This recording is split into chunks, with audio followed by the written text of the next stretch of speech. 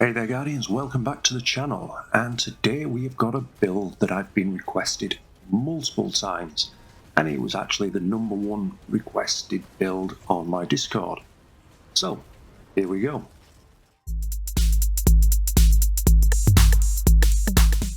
So, this is my Solar Titan build that I use for soloing high level content such as dungeons, etc.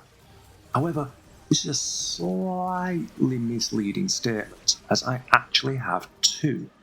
One for ground-based enemies and one for airborne. This is the one that I use for airborne.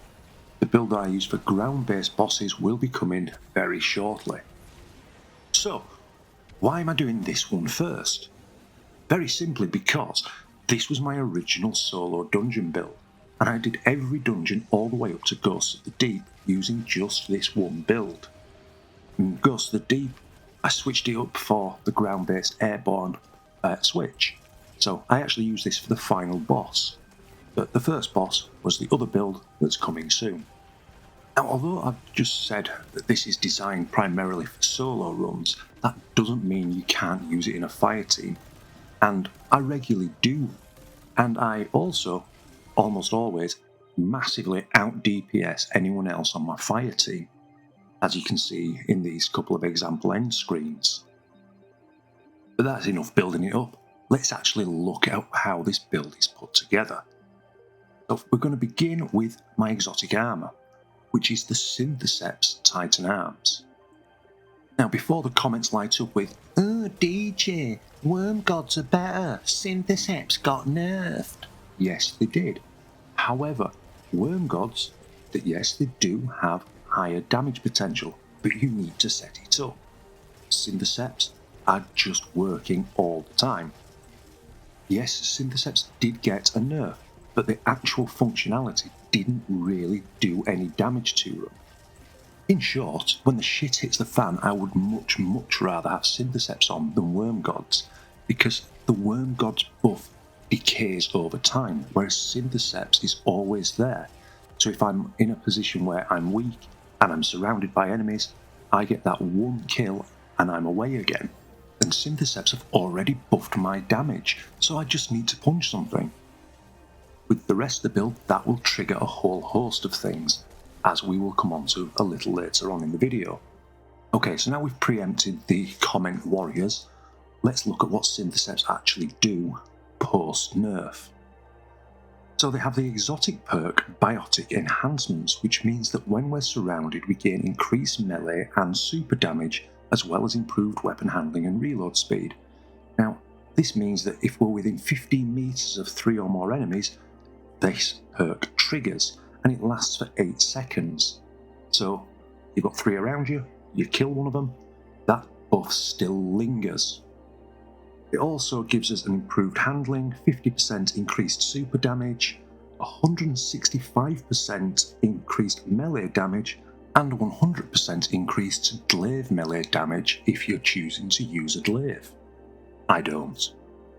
Okay, so next we'll move on to our subclass, where we'll begin with the Hammer of Sol Super. This is because we can fire it off at airborne targets quite easily. Also works on ground based, but I prefer Burning Maul, which you will see in the next build. I use a Towering Barricade, so if things get hairy, I've got something to hide behind, basically provide my own cover. I don't find the Rally Barricade particularly useful in this situation. Take the Throwing Hammer for your melee, and then a Healing Grenade if you're solo. If you're in a fire team, you may want to take a Fusion Grenade instead. For our aspects, we're going to begin with Roaring Flames, where final blows with a solar ability or ignition will increase the damage of your solar abilities, and this stacks up to 3 times. And it also stacks on top of the buff from Syntheseps. We're also going to take the real powerhouse of this build, which is Sol Invictus, where solar ability final blows will create a sunspot. Now, while we're studying that sunspot, abilities regenerate faster, super drains more slowly. It also applies Scorch to enemies and deals damage over time, and, more importantly, it grants us restoration ×1. For our fragments, we're going to begin with Ember of Torches, where powered melee attacks against an enemy will make us radiant. This also applies radiant to any nearby allies, but if you're solo, obviously that's irrelevant. Going to take Ember of Ashes, which means we apply 50% more Scorch stacks to our enemies. We're going to take Ember of Empyrean, where solo weapon or ability final blows will extend the duration of any restoration or radiant effects applied to us. Now, currently this stacks up to 12 seconds, but from March the 5th, 2024, this is getting increased to max out at 15 seconds. However, the time added will now be based on the enemy rank. The final fragment is entirely dealer's choice. However, personally, I go for Ember of Solace. Now, no doubt someone's going to say, oh well, you've already got Ember of Empyrean, what's the point in Ember of Solace? Well, Solace increases the Radiant and Restoration timers by 50% on initial pickup. Now, in high level activities, quite often it takes more than one shot to kill something, so having that extra couple of seconds on the initial Restoration and Radiance just gives you a bigger window to get Ember of Empyrean working. Other options here are things like Ember of Beams, which means our solar super projectiles have stronger target acquisition. You may want to go for something like Ember of Char, where solar ignitions will spread Scorch. Completely up to you. On our seasonal artifacts, there's nothing that's absolutely essential for the functionality of this build. However, the Season 23 artifact does have some really nice perks that do add to it. So, in column 1, take whichever champion mods you like. Column 2, we want Kindling Trigger, where Radiant causes solar weapons to apply Scorch to unscorched combatants, and then your choice of second option so we can unlock column 3. If you're doing Warlord's Ruin, I would recommend From Whence You Came, which means that we do increased ability damage to taken and scorn combatants, but another solid option would be Blast Radius. In column 3 we want Flint Striker, where rapid solar weapon precision hits and rapid solar weapon final blows will grant us radiance. We want Torch, so while we're radiant we will deal increased weapon damage to any combatant that's affected by a strand or stasis debuff. If you're running a fire team, we also want Heart of the Flame, which means casting our solar super will grant nearby allies radiance and increase the damage of our super for each nearby ally. However, if you're running solo, do not bother putting this on. Then finally in column 3 we want Wished into Being, so when our super is almost fully charged, any ability final blow will spawn additional orbs of power. In column 4 we want Unravelling Orbs, so picking up an orb of power will grant our strand weapons unravelling rounds. And we want Revitalizing Blast, where causing damage with a solar ability will weaken champions and bosses. Column 5, Rays of Precision, so while we're radiant, solar precision final blows will cause combatants to ignite, and assuming we're solo, Solo Operative, which will give us a nice 35% damage boost while we're the only member of our fire team. For our armour stats we want to aim for 100 resilience, which gives us a 30% damage reduction to all incoming damage, and also as we're Titan, this reduces our class ability cooldown. We want to also have 100 discipline if possible, and this is to give our grenade cooldown the shortest possible time. Third priority is recovery, though this doesn't need to be insanely high as we're going to be using restoration and cure from our subclass. Mobility, intellect and strength, no priority here, just keep them all above 30 so you don't suffer from any penalties. Weapon selection for this build is reasonably open to the dealer, however there are certain constraints. First of all, we want to take a strand weapon in our kinetic slot. Personally, I use Scatter Signal, the fusion rifle from Season 23, however if you're doing a master dungeon, you may want to use whatever weapon allows you to stun champions applicable to that dungeon. In our energy slot, Sunshot is the best choice by far. And then in our heavy, I personally like Apex Predator. Now, this is personal preference, I just find the ammo economy and damage output to be phenomenal. However, go with whatever works for you. just keep it solar.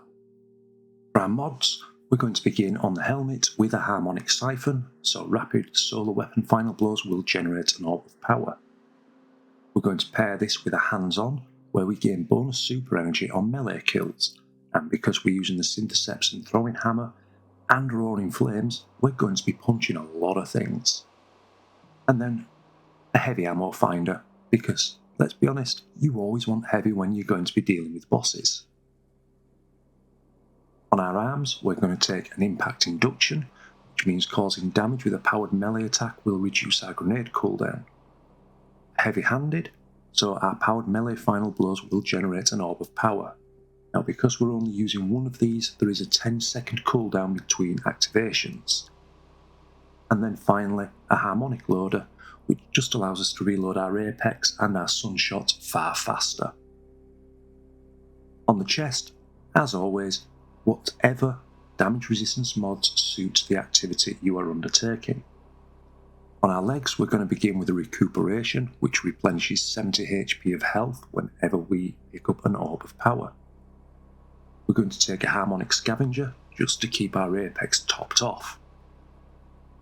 And we're going to take a solar weapon surge, which gives us a 10% boost to our damage from solar weapons every time we pick up an orb of power. And then finally on the class item, I take double time dilation. And this just extends the decay time for our armour charges from 10 to 18 seconds, which covers the majority of a damage phase for almost every boss. Our gameplay loop is really simple. Essentially, we get one kill with our hammer, which starts our Ember of Empyrean. We follow that up with any ability kill or kills with Sunshot to extend our Radiance and Restoration. If you're really in a shit show, getting a powered melee kill with your hammer will give you Cure for an instant health boost. Remember, with Roaring Flames, powered melees and unpowered melees are the same. But you do need to get a powered melee first to trigger Roaring Flames. Why am I bringing that up? Well, essentially because this is an evolution of the good old-fashioned bonk build, but you don't need to hit your hammer for every single kill. Once we've got one and we've started the sequence, we can use our Sunshot and only use the actual hammer when needed to gain health. And because I know I'm going to get asked the question, how do I do DPS so well? It's because I have a loop for that. Now, my Apex Predator has bait and switch on, so my loop goes: fire a few shots with my Sunshot, hit a shot with Scatter Signal, 2 rockets from Apex. I then activate my super, throw out all of the super, and if on Warlord's Ruin this is, we got all 4 of the totems, at the end of that I can get off 2 more rockets and another shot from Scatter Signal. That's a hell of a lot of DPS for a single mini phase. So there we have it, Guardians. That is my Solar Titan build that I use for endgame content solo. I just want to make a call out to my Discord members Be Very of A, Neo Ned and Captain Jarvis for their help capturing the footage for this video. If you've enjoyed this video and are interested in more Destiny 2 content, don't forget to drop a like and maybe even a subscribe.